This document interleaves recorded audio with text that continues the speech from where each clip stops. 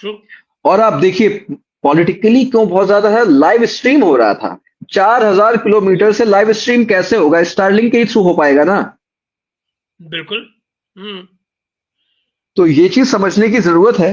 और around 30%, 38% SBU claim कर रहे हैं, उन्होंने एक टेलीग्राम मैसेज रिलीज किया है कि हमने 38% डिस्ट्रॉय कर दिया है। हम्म। 38% डिस्ट्रॉय नहीं किया है, ना इनकी कैपेबिलिटी रिड्यूस हुई है।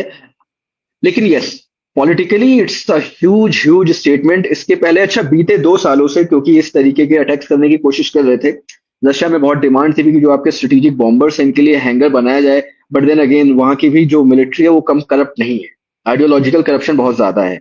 अब शायद उनका ओके। दिमाग आया, वो शायद हैंगर बनाए।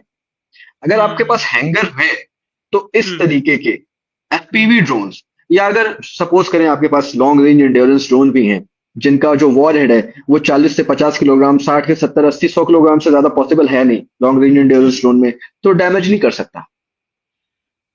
अब हम्म। आप ये रशिया को देखना पड़ेगा कि आपके लिए हैंगर बनाना ज्यादा आसान है या नया प्लेन बनाना ज्यादा आसान है।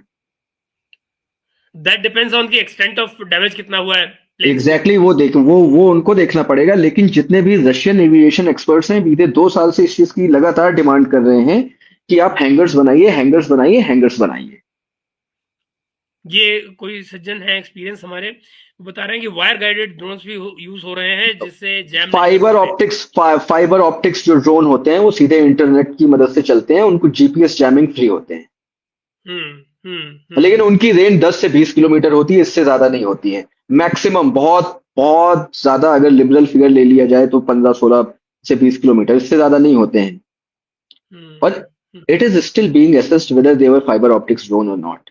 लेकिन राइट। जीपीएस, यस, लेकिन जब आपकी जो जीपीएस जैमर्स हैं, जो आपका ईडब्ल्यू सूट है वही ऑफ है, तो फिर आप क्या करोगे, मतलब आप किसे ब्लेम कर सकते हो।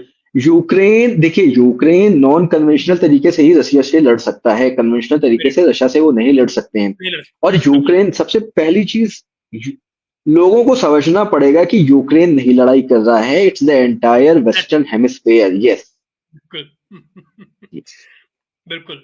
ये ये तो बल्कि नॉमेनक्लेचर लोग जैसे बोलते हैं। यूक्रेन की लड़ाई तीसरे दिन जेलेंस्की ने स्टेटमेंट दे दिया था ना कि we are ready to talk, जब तक कि ब्रिटिशर्स ने उसमें इंटरफेयर नहीं किया था। तो यूक्रेन की लड़ाई बस उतनी ही थी। उसके बाद से अभी आप देखिए फरवरी में जो स्पुतनिक ने, सॉरी, आरटी की जो एडिटर है उसने पूरी की पूरी स्क्रिप्ट रिलीज की थी, जो जर्मन सीनियर ऑफिशियल्स थे वो कैसे बात कर रहे थे कि हम टॉरस को कैसे दे सकते हैं, कैसे नहीं दे सकते हैं, क्या ऑपरेशन हो सकता है, क्या ऑपरेशन नहीं हो सकता है। 100 से ज्यादा टॉरस मिसाइल्स तो हम एक टाइम पे छोड़ नहीं सकते हैं, और अगर 100 टॉरस